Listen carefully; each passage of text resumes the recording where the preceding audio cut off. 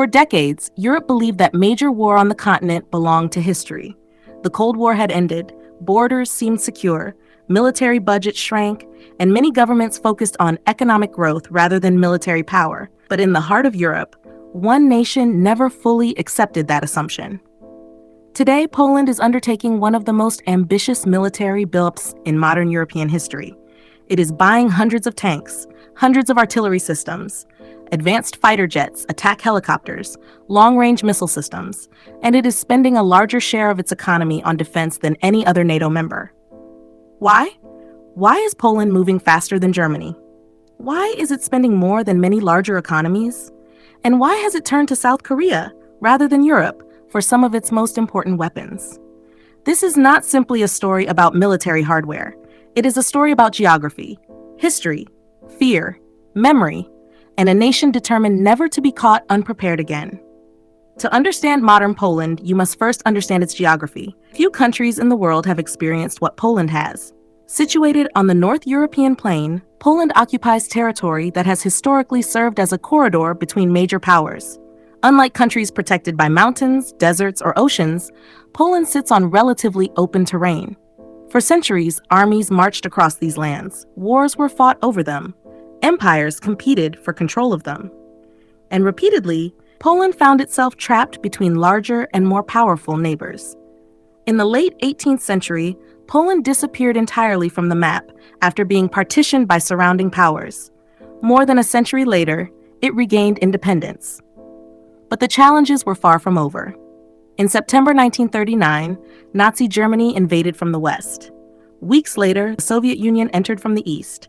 Poland was once again divided. The country suffered immense destruction during the Second World War. Millions lost their lives. Cities were devastated. Communities were shattered. After the war ended, Poland remained within the Soviet sphere of influence for decades. For many Poles, these events are not distant historical facts. They are lessons. Lessons about what can happen when a nation lacks the ability to defend itself. Lessons passed from generation to generation, and lessons that continue to influence strategic thinking today. The shock that changed everything. On February 24, 2022, Russian forces crossed into Ukraine. For many countries, the invasion represented a geopolitical crisis. For Poland, it felt much closer. The war was unfolding near its borders. Millions of refugees entered the country. Images of destroyed cities appeared daily on television screens. The conflict reinforced a belief already present among many Polish policymakers. Military strength still matters. Deterrence still matters. And geography still matters. The assumptions that had shaped much of Europe after the Cold War suddenly appeared less certain. The question facing Warsaw was straightforward. If war could return to Europe, was Poland prepared? Its answer was equally straightforward. Prepare immediately. The Great Rearmament. What followed was one of the largest military procurement programs in Europe since the Cold War.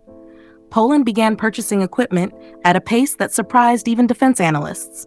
The country ordered Abrams tanks from the United States, K-2 Black Panther tanks from South Korea, K-9 self-propelled howitzers, HIMARS rocket systems, Apache attack helicopters, F-35 stealth fighters, air defense systems, drones, and large quantities of ammunition. The objective was not merely modernization.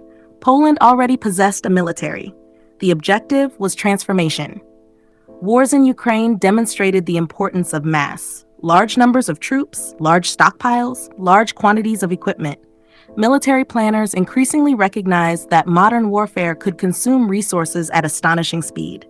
Poland wanted both advanced technology and sufficient numbers. It was preparing not only for today's conflicts, but for the possibility of prolonged confrontation. One of the most surprising aspects of Poland's military buildup was not what it bought. It was where it bought it from.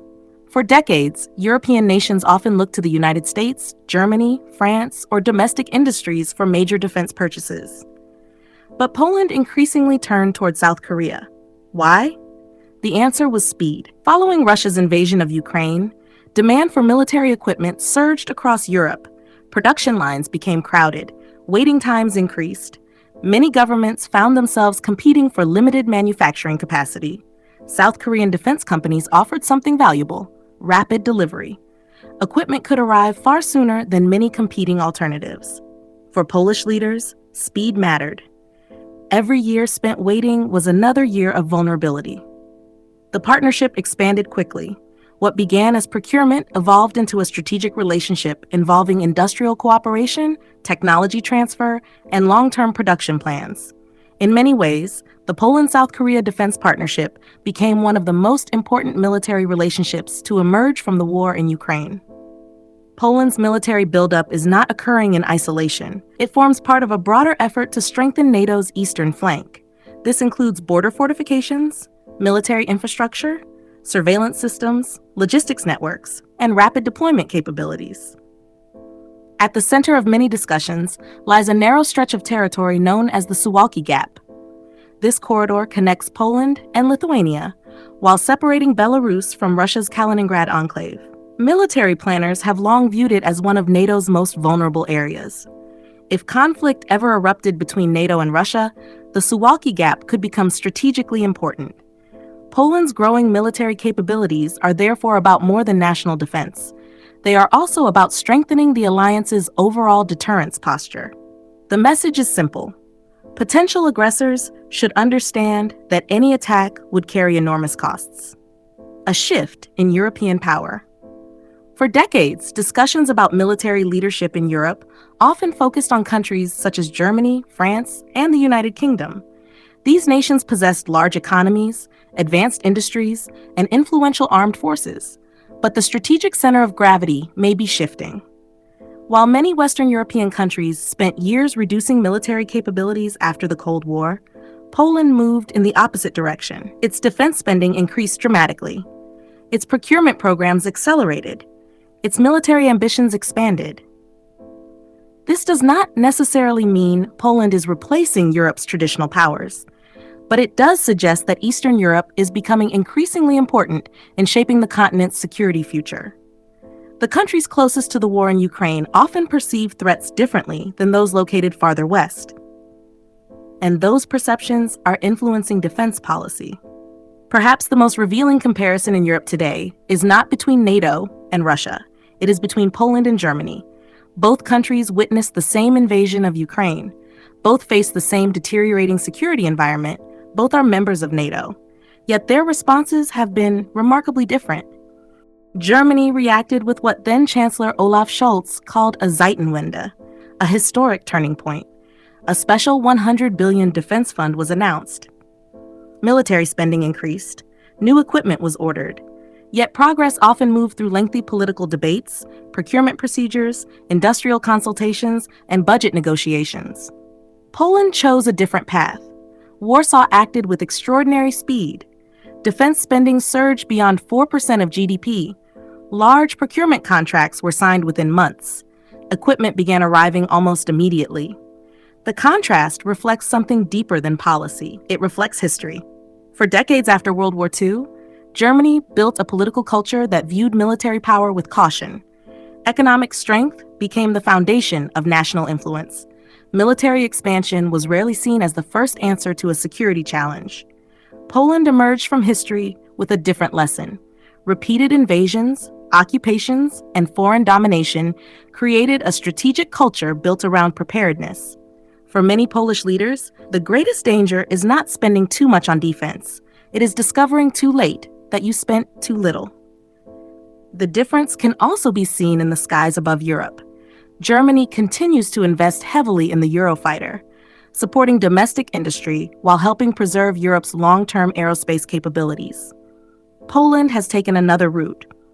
By purchasing the American F-35, Warsaw is prioritizing immediate access to fifth-generation stealth technology and deep integration with NATO's most advanced operational networks. In many ways, the debate comes down to two competing priorities. Poland prioritizes immediate deterrence. Germany prioritizes long-term strategic autonomy. One seeks readiness as quickly as possible. The other seeks readiness while maintaining industrial independence. Neither approach is necessarily right or wrong. Both involve trade-offs, but together they reveal a larger transformation taking place across Europe. The continent is no longer debating whether military power matters. It is debating how quickly it can be rebuilt and at what cost. The Polish paradox. Building military power is expensive, very expensive. Poland now dedicates a larger share of its economy to defense than any other NATO member. Supporters argue that security is priceless. Critics ask whether such spending can be maintained over decades. Like many European countries, Poland faces demographic challenges. Its population is aging. Labor shortages remain a concern. Economic priorities compete for limited resources. Hospitals need funding. Infrastructure requires investment. Education demands attention. The debate is not simply about tanks versus budgets. It is about balancing security with every other national priority. Can Poland sustain this pace? That remains one of the most important unanswered questions. The lesson of history. Poland's military transformation is about more than weapons, more than budgets, and more than military strategy. At its core, it reflects a national conviction forged by centuries of experience, a belief that geography cannot be changed, that threats cannot always be predicted, and that security cannot be taken for granted. Supporters see Poland as building the shield Europe neglected for too long. Critics question whether such a massive buildup is economically sustainable. But regardless of where one stands in that debate, one fact is increasingly difficult to ignore. Poland is no longer content to be a frontline state watching events unfold around it. It is seeking to become one of the defining military powers of 21st century Europe. Whether that strategy proves visionary or excessive may only become clear in the years ahead. But the transformation is already underway, and its consequences could reshape the future of NATO, European security, and the balance of power on the continent for decades to come. Is Poland making the right decision by preparing for the worst, or is Europe entering a new era of military competition that could carry risks of its own? Let us know your thoughts in the comments. Subscribe to US Mag for more in-depth documentaries and analysis.